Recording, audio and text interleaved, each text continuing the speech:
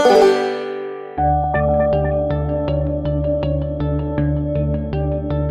everyone, and welcome to another episode of How to Make an Organic Farming Social Movement from scratch, brought to you by the beautiful people at the Organic and Regenerative Investment Cooperative, otherwise known as Co-op.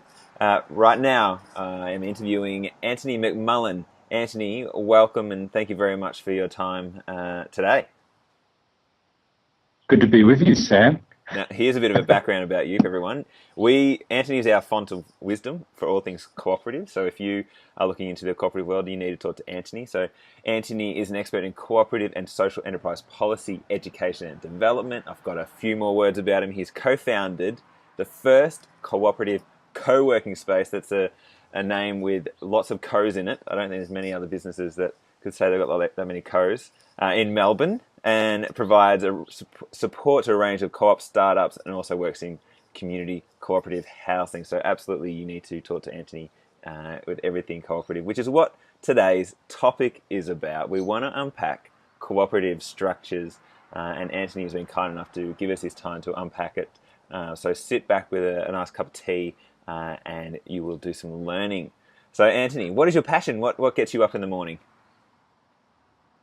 Well, funnily enough, cooperatives, otherwise music, but I have a real interest in cooperatives as a way of bringing people together around shared enterprise, people being a part of the kinds of businesses that they interact with. So it's about having a different kind of society and one that's more connected. And yeah, when I'm not thinking about co-ops, I'm sort of listening to music, really. That's my thing. I love it. And then obviously organic farming is there with your passion, or is organic, so it feels like a natural fit with cooperatives, but for you, is organic and organic farming a new field for you to understand, or you've loved it your whole life? Look, I'm originally from a small country town, so I'm familiar and grew up with people that were on farms. I was brought up in the town, and I do some work with various sort of co-op startups in the ag space, and it is a natural fit in terms of farming, and there's a long tradition of farming cooperatives in Australia, so there's lots to draw from. And there's also a renewed interest, particularly through programs like Farming Together nationally. So in terms of organics, I guess I got interested in Oricoop because of Carolyn Suggett, really, who's just such a charismatic leader. And, when I'm at the supermarket, I'll have a look around and see if there's organics there. I can't say that I'm an expert in organics, but it sounds good to me because it's more sustainable, less reliant on, large companies producing pesticides and things like that. So I joined Oricoop to learn more about organics and to contribute my expertise, I suppose, in cooperative and mutual enterprise. So I thought there was a kind of a mutual benefit there for me. But I'm still on the learning journey as far as organics is concerned. That's good. No, we're very grateful to have you on board, Antony. So the broader theme for these discussions is how do you create a social movement, I guess. Have you got some insights with your cooperative background around how do we do that from scratch? Well, it's interesting, the word movement. It is closely associated with cooperatives, and so a lot of people that are passionate about cooperatives will talk about it firstly as a movement, and then secondly as a form of enterprise. It does go back all the way to, well, it goes further back, but the real sort of beginning in terms of the kind of cooperatives that we have today was 1844 in Rochdale in the UK, where simply a group of people that couldn't get good quality food at reasonable prices in their local community decided to form their own shop and put that in place. And then the more you bought from the shop, you'd get a little bit of a share in the profits because you owned the shop together. And they also, from the get-go, decided that they wanted to be a principled movement. So they had sort of principles and values that informed the way that the business would operate. And when we think about that, it's really the original form of social enterprise. It has a clear identity. It has a clear set of values and principles that have, they have been amended here and there over the years, but they've stayed largely the same. So in terms of building a movement, I think we really need to firstly focus on the why. And the big picture why, I think, is when we think about political economy and we look at the distribution of wealth, and that, we have such a concentration of wealth, both globally and locally, with very few people. And that's not sustainable. It's causing all sorts of social problems. Now, the way that people usually approach that is either by thinking, well, if we keep on going the way that we're going, have more competition, then slowly the wealth will trickle down. It's not a viewpoint that I agree with. Another way of looking at it is that, if businesses are going well, if the economy is going well, then we can deal with all the sorts of social problems through tax and transfers. So we have, higher tax, and we have a strong social security system, for example. So that's something I feel very sympathetic to. But often the conversation leaves out, well, actually, how do we structure enterprises, and how do we think about ownership of wealth and distributing opportunity more broadly in the community? And I think this is where cooperatives come in, because what you're saying is that the businesses that we frequent or that we work in, that the people are not just an employee or a consumer, they become a member of that enterprise. And so you've got an ownership stake, and you're distributing wealth at the local level in a sustainable way. So if you have that, you're going to get a better balance between the need for tax and transfers, because you'll always need that, but also be distributing wealth and opportunity more broadly in the economy. The great thing about cooperatives is it does have such a long tradition, particularly in the farming sector, but more generally.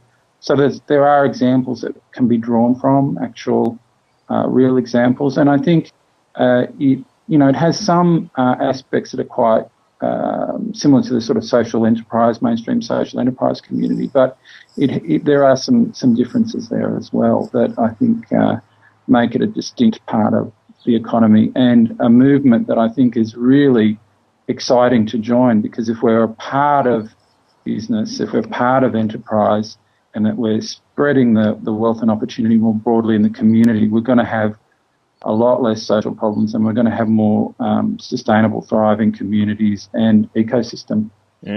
A great response. Love it. And to me, it sounds a lot like if you've got this need or you've got this want to make a change or do something, that having a cooperative structure allows you to be fully a part of it, and you can own the business that you get your products and services from.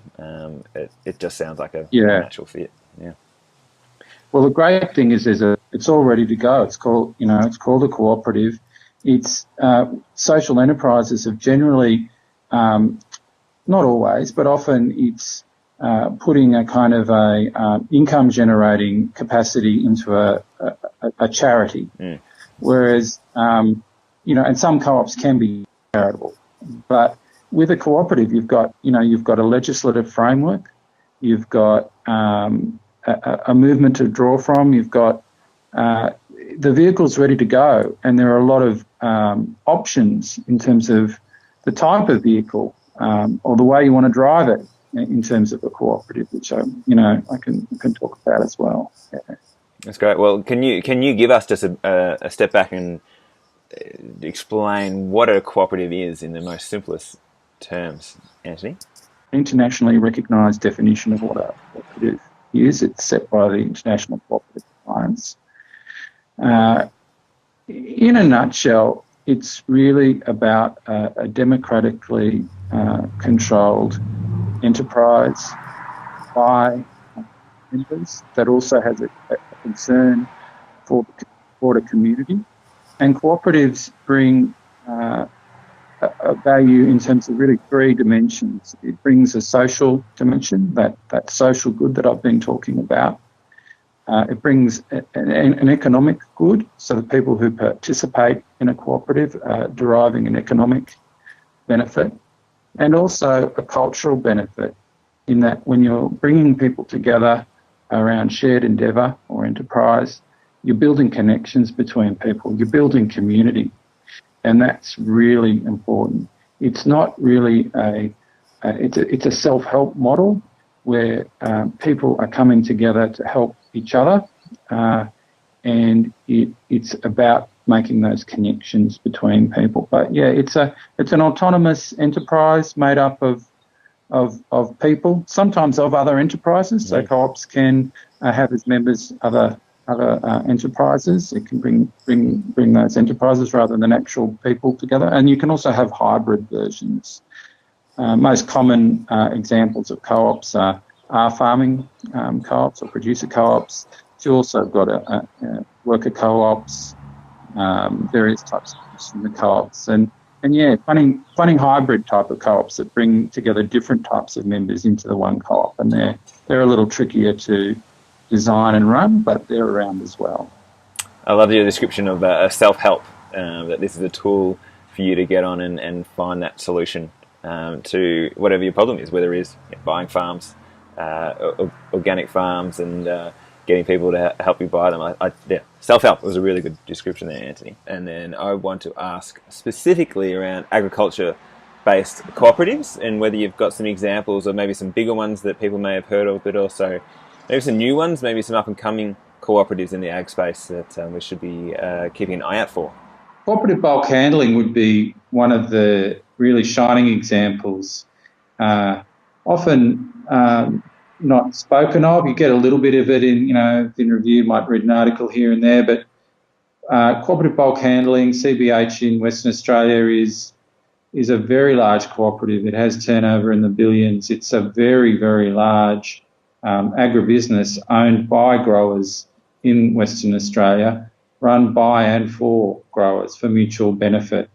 It is involved in every step of the way when we think about their involvement in the economy in Western Australia. So right from, as the name suggests, storage of the grain, but also involving transport and processing and getting great export deals, all sorts of things like that for farmers in the region.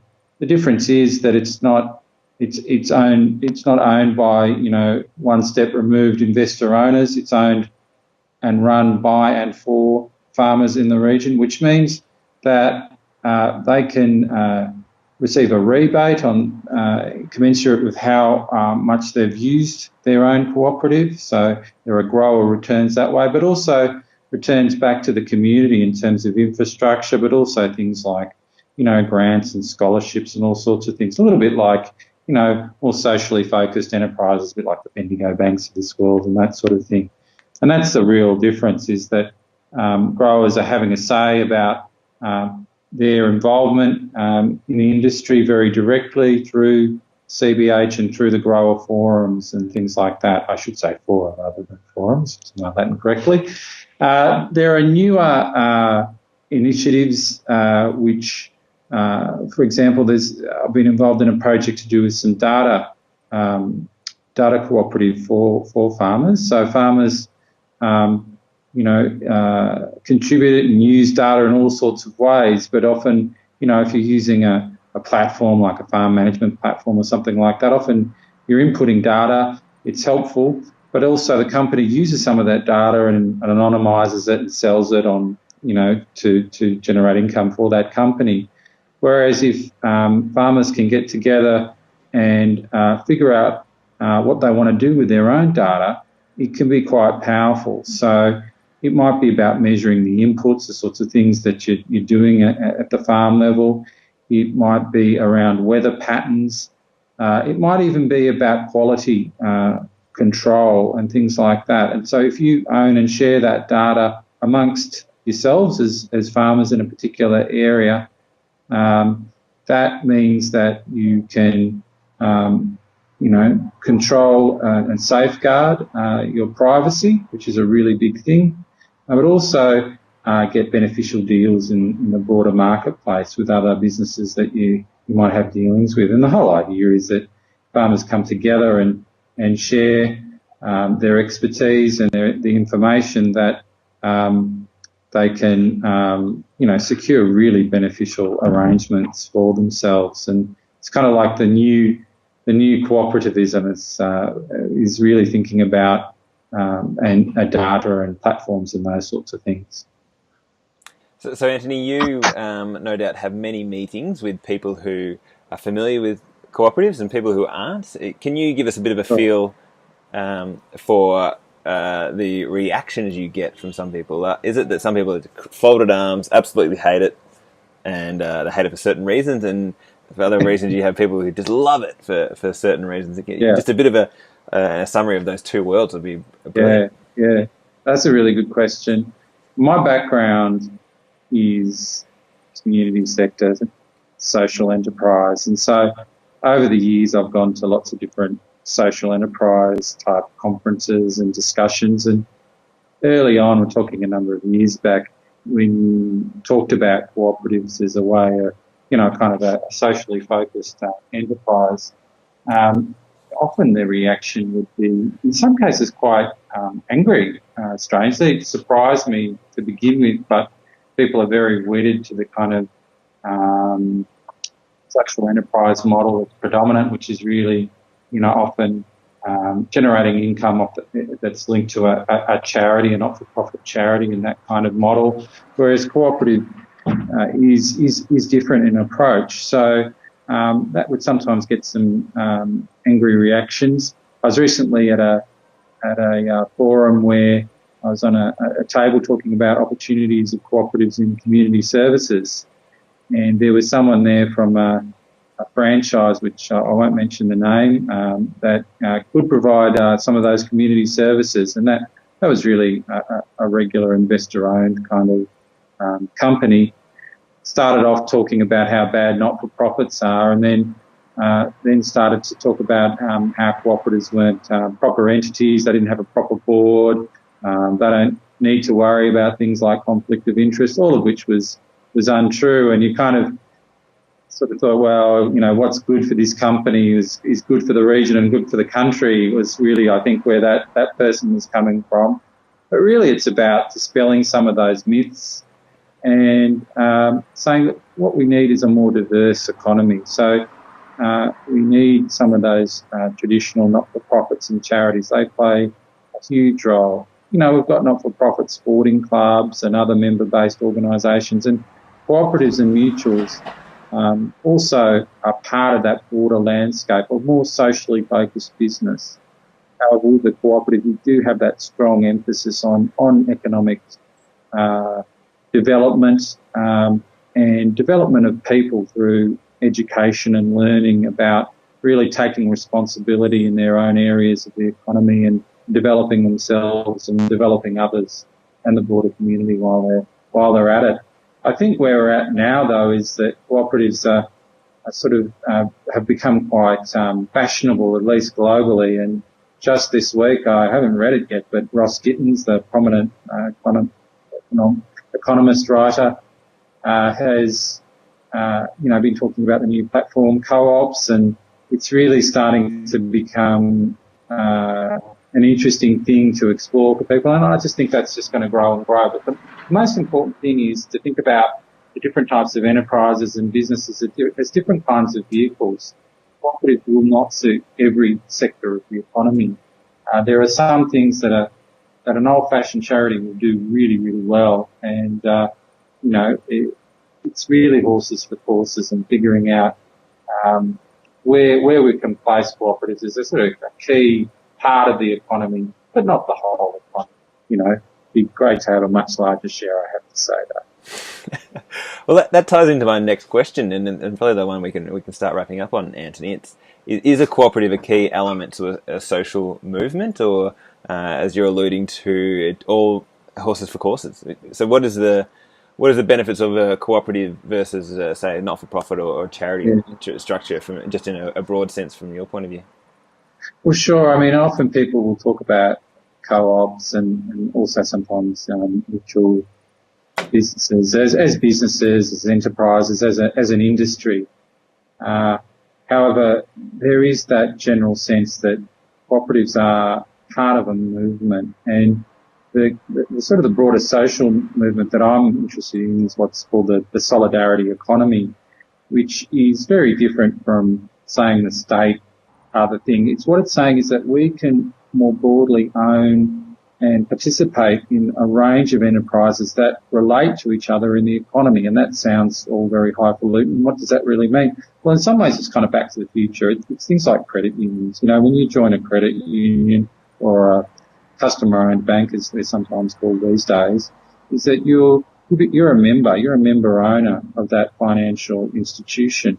And when you look at their track record compared to some of the mainstream banks, they're much more ethical and they're quite safe. They manage their money really well. They usually have a really good balance sheet. So you have things like credit unions, you have employee-owned cooperatives, you have producer and farmer cooperatives, you have mutually owned insurance funds, you can have even schools and universities. There are examples where teachers and students play a lead part in being part of those institutions. So, and in fact, that's often how the early universities were structured. Really, they were communities of scholars. So, in some ways, you're kind of going back to saying, well, what can't we run in the economy? If the purpose is clear, it has both a social, economic and cultural benefit, and the surplus that's made goes back to members of those enterprises, but also the broader community, which is a really cooperative approach. There's not that many parts of the economy that couldn't do with a lot more co-ops and mutuals. It won't be everything everywhere. You will still need the state to run and operate certain services. There will be always those sort of investor-owned regular businesses and, owner-operated businesses which play a part as well, and the old charity and, not-for-profit sector, which, of course, do wonderful things in the community. Who is the economy for if it's for people? Is it for people and connection, or is it for, profit as an end in itself? And I think that's really the difference with cooperatives. It's brilliant, and I think I've learned a lot just being a part of Oro Co-op, and I'm sure everyone who's watching this has learned a lot about cooperatives, and maybe is starting to think about setting up their own. Antony, you are part of the Co-op startup group. Where can people go to find out more about that so they can get some support to work through their own co-op?